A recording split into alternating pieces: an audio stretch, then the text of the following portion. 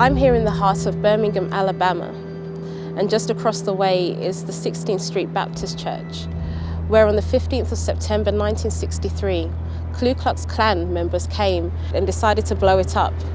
And inside the church, 4 girls died. Later, Martin Luther King led a march down these streets. They were met with water cannons and dogs, and here in the park there's memorials to remember what had happened then. But I'm thinking about those who have been forgotten, those Africans who weren't taken west to the Americas and to the Caribbean, but those Africans that were taken east into Arab lands. It's interesting that just before the start of the transatlantic slave trade in the 15th century, we see attitudes against black Africans, negative attitudes coming out of Arabia. We see Islamic scholars like Ibn Khaldun say that the Negro nations are submissive to slavery. We see other Islamic scholars like Ibn Sina, Melchizedek. We see other scholars like Al-Tabari talking about the superiority of the Arabs. We can trace actually the negative views on black people coming out of Arabia from the 15th to the 14th to the 13th to the 12th and the 9th century. In fact, scholars such as Bernard Lewis, who recently passed, has said that immediately after the death of Muhammad, we see something changing in terms of colour. You see, before the 7th century, colour was fluid. You wouldn't have black people or white people.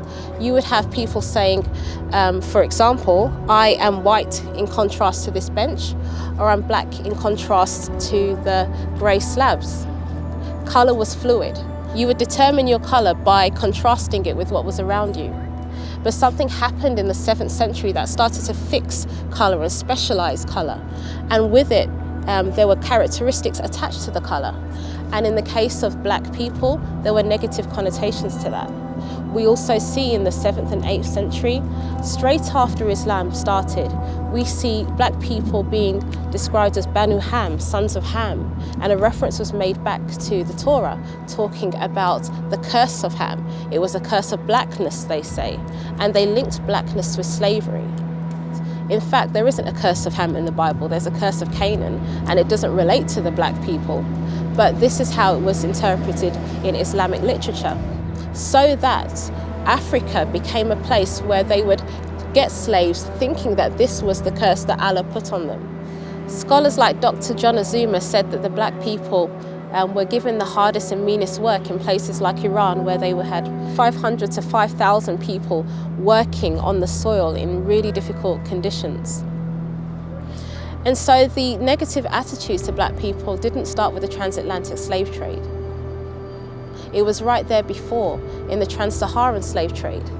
This slave trade went on from the 7th century all the way up until the 21st century or the 20th century.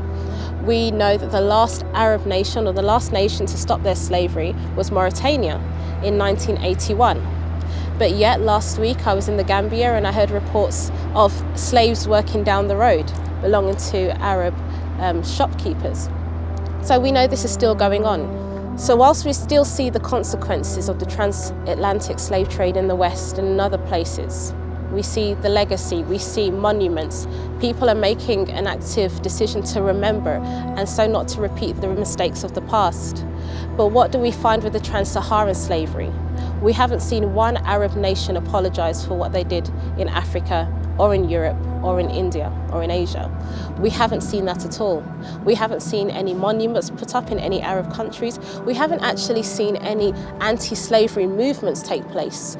In fact, it was the British and then along other countries that forced Arab nations to stop their slave trade. It wouldn't have stopped otherwise. There's something in Christianity that acknowledges the sanctity of man because he's made in the image of God. Do we see that in the Trans-Saharan slave trade? No.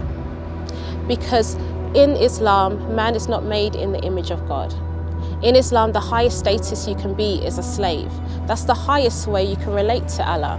He is God, you are the slave. In Christianity, we're called sons, we're called daughters. There's a relationship that can be developed, not so in Islam. Further, in Islam, you can have slaves. It's within the laws. This was one of the fights against abolition. Allah has guaranteed that you can have slaves in the right conditions. They have to be spoils of war or, passed down, inherited to you, but you can actually have slaves. And so who is anybody to say that you shouldn't have slaves?